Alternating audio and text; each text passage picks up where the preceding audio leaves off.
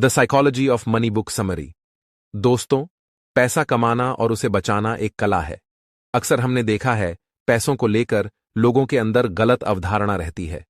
जब उनके पास ज्यादा पैसा रहता है तो पैसे के प्रति उनके खराब बिहेवियर के कारण वह उसे गवा देते हैं, जैसे कि अमीर होने का शो ऑफ करना, फालतू में गैर जिम्मेदाराना तरीके से पैसा खर्च करना। और इसका नतीजा यह निकलता है कि एक दिन ऐसे लोग बैंक करप्ट यानी कंगाल हो जाते हैं। इसका मुख्य रीजन यह है कि ऐसे लोग पैसे की वैल्यू को नहीं समझते और वह अपने पैसे को खो देते हैं। वैसे तो अमीर बनने के अनेक रास्ते हैं, लेकिन अपनी अमीरी को बरकरार रखने के लिए एक ही उपाय है कि हमें पैसे की वैल्यू को समझना चाहिए।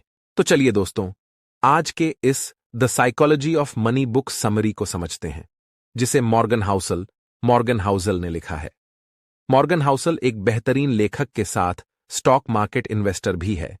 यह बुक हमें केवल साइकोलॉजी ऑफ मनी को नहीं बताती, बल्कि यह हमें और भी कई लेसन सिखाती है, जैसे कि पैसा कैसे जोड़ना सीखे, अमीर बनने के लिए माइंडसेट क्या होना चाहिए, पैसे बर्बाद मत करो, डोंट वेस्ट मनी। चलिए इसे हम एक कहानी के माध्यम से समझते हैं। आर्थर मॉर्गन हाउसल अपने बुक में लिखते हैं, जब मैं एक होटल में काम किया करता था तो उन दिनों हमारे होटल में एक टेक्नोलॉजी एग्जीक्यूटिव आया करता था, जिसने अपने यंग एज में ही बहुत सारा पैसा और कंपनियां बना ली था। लेकिन वह पैसों की कदर नहीं करता। पैसे के प्रति उसका व्यवहार बहुत ही स्टुपिड था। वह हर समय अपने पास नोटों की बंडल लेकर घूमता और शराब के नशे में हमेशा धूत रहता और अपने अमीर होने का दिखावा करता। आर्थर मॉर्गन हाउसल आगे कहते हैं कि एक दिन उस इंसान ने कुछ ऐसा किया जिसके बारे में जानकर आप चौंक जाएंगे। दरअसल वह इंसान अपने दोस्तों को एक नोटों की गड्डी देकर कहता है कि इसे सोने के सिक्के में कन्वर्ट करके लाओ। कोई भी मूर्ख नहीं है, no one is crazy Arthur. अपने नेक्स्ट लेसन में कहते हैं, बहुत से लोग अपने पैसों के साथ मूर्खतापूर्ण व्यवहार करते हैं। हालांकि वे लोग मूर्ख नहीं हैं। असल में आज की पीढ़ियां फिल्म देखने, लॉटरी का टिकट खरीदने और गेम खेलने के पीछे अपने पैसों का ज्यादातर हिस्सा खर्च कर देते हैं। ये काम ज्यादातर वही लोग करते हैं जो गरीब होते हैं, जो इमरजेंसी में 20 या 25 हजार रुपए भी अरेंज नहीं कर सकते। क्या ऐसे लोगों का लॉटरी टिकट खरीदने का कोई सेंस बनता है? ऐसे लोगों को उन पैसों को इमरजेंसी नीड के लिए बचाकर रखना चाहिए, जो कि वह लोग नहीं करते। उन लोगों का कहना है कि पैसा सेविंग करना हम लोग के लिए पॉसिबल नहीं है, क्योंकि हम जितना कमाते हैं उससे कहीं ज्यादा रुपये खर्च हो जाते हैं। हमारे पास सेविंग की पॉसिबिलिटी ही नहीं है। भाग्य और जोखिम, लक एंड रिस्क। भाग्य और जोखिम के बारे में आर्थर मॉर्गन हाउसल का कहना है कि भाग्य और जोखिम भाई भाई हैं। ये दोनों वास्तविकता के प्रमाण हैं।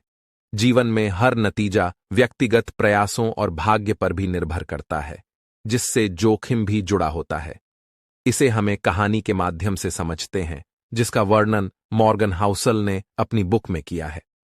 कहीं थी, अगर लेक साइड स्कूल नहीं होता तो शायद मेरी कंपनी माइक्रोसॉफ्ट भी नहीं होती। इस प्रकार से बिल गेट्स के सक्सेस होने के पीछे बहुत सारे फैक्टर थे, लेकिन उसी में से लक एक था।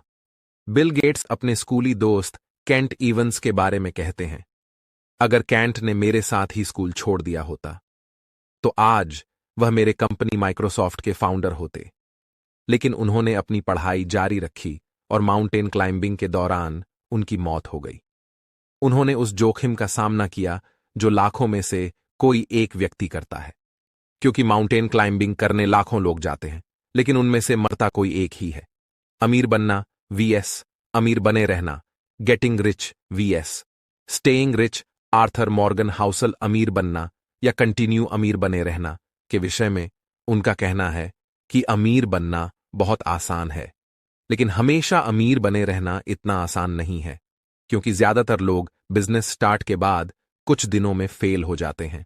ऐसे बहुत सारे सेलिब्रिटी हैं जिन्होंने फाइनेंशियल ग्रोथ किया, लेकिन समय बीतने के बाद ही ब्रोक हो गए। वह अपनी अमीरियत बरकरार नहीं रख सके।